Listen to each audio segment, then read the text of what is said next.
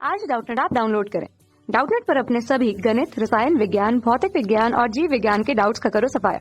बस प्रश्न की फोटो खींचो, एक ही प्रश्न को क्रॉप करो और तुरंत वीडियो सोल्यूशन पाओ।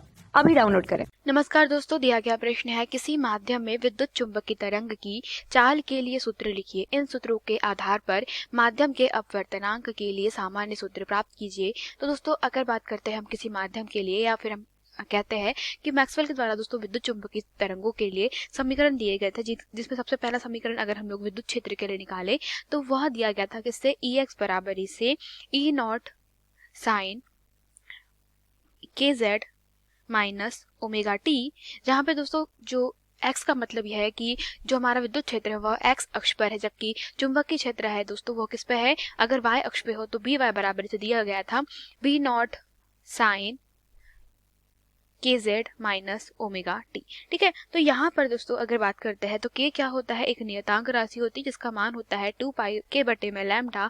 ठीक है, ओमेगा दोस्तों क्या होता है यहाँ पर कोणीय आवृत्ति।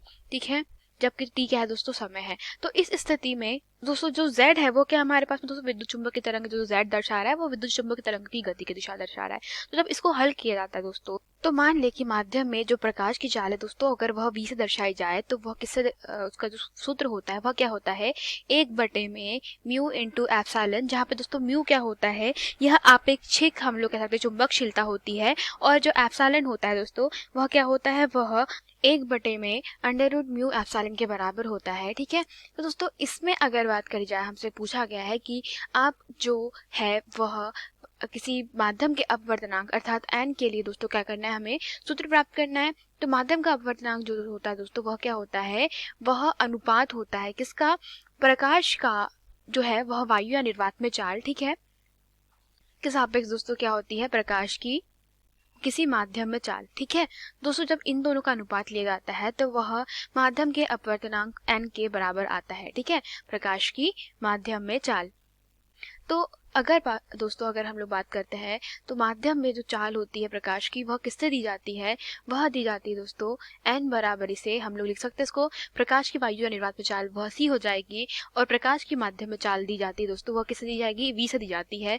चूंकि दोस्तों अगर आप यहाँ पर जानते हैं तो प्रकाश की वायु या निर्वात में जो चाल हो अगर c है, तो इसलिए दोस्तों अगर प्रकाश के लिए किसी तरंगदैर्घ्य की बात करते हैं तो वह किससे दी जाती है दोस्तों, वह यदि f इंटू लैम्डा से दी जाए, जहाँ पर दोस्तों जो f होता है वह क्या होता है, वह हमारी प्रकाश की आवृत्ति है, और लैम्डा दोस्तों क्या है, वायु या निर्वात में प्रकाश का तरंगदैर्घ्य है। तथा अगर बात करें दोस्तों कि जो v है वह क्या है दोस्तों, किसी माध्यम में, तो माध्यम में प्रकाश की जो फ्रिक्वेंसी दोस्तों अर्थात आवृत्ति तो कैसे रहेगी, बराबर ही रहेगी। तरंगदैर्घ्य क्या हो जाएगी, लैम्डा से मान लेते हैं लैम्डा डैश हो जाएगी। तो समीकरण क्रमांक 1 तथा समीकरण क्रमांक 2 से आप क्या कर सकते हैं, यहाँ पे n बराबर इसे क्या कर सकते हैं दोस्तों, c को आप लिखेंगे समीकरण क्रमांक 1 से f इंटू लैम्डा, और v को क्या लिखेंगे आप दोस्तों यहाँ पर f इंटू लैम्डा डैश। तो यहाँ से दोस्तों क्या हो जाएगा, f से f कैंसिल हो जाएगा। तो यहाँ पे आपको माध्यम का अपवर्तनांक क्या प्राप्त होगा, वह प्राप्त होगा लैम्डा के बटे में लैम्डा डैश, जहाँ लैम्डा दोस्तों वायु या निर्वात में प्रकाश की तरंगदैर्घ्य है, और लैम्डा डैश क्या है दोस्तों, माध्यम में प्रकाश की तरंगदैर्घ्य है। अर्थात हम लोग कह सकते हैं कि हमारे पास में दोस्तों यह हमारे पास में क्या सूत्र हमें प्राप्त हुआ दोस्तों, जब क्या होता है कि प्रकाश किसी हम लोग कह सकते हैं कि वायु या निर्वात से किसी माध्यम में प्रवेश करता है। ठीक है, तो माध्यम में दोस्तों क्या हो जाएगा, मान लेते हैं दोस्तों कि हमारे पास में यह माध्यम वायु या निर्वात है। ठीक है, तो वायु या निर्वात में हमारे पास में प्रकाश जो है दोस्तों वह c वेग से गति कर रहा है, और माध्यम में ठीक है वह किस वेग से गति कर रहा है दोस्तों, वह वेग v से गति कर रहा है। तो इस स्थिति में दोस्तों हमारे पास में जो अपवर्तनांक होता है वह क्या होता है, तरंगदैर्घ्य का अनुपात होता है, और तरंगदैर्घ्य कौन सी, वायु में प्रकाश की तरंगदैर्घ्य के बटे में हम लोग कह सकते हैं दोस्तों यह माध्यम में तरंगदैर्घ्य, या इसको आप इस प्रकार से लिखेंगे दोस्तों, तो n बराबर से क्या लिख सकते हैं, वायु में प्रकाश की चाल के बटे में माध्यम में प्रकाश की चाल का अनुपात। ठीक है, यह क्या होता है दोस्तों हमारे पास में, यह आप देख रहे सूत्र, यह किसी भी माध्यम के अपवर्तनांक हेतु सूत्र दिया जाता है। धन्यवाद। कक्षा 6 से 12वीं से लेकर नीट, IIT, JEE वो एडवांस के लेवल तक 1 करोड़ से ज्यादा छात्रों का भरोसा।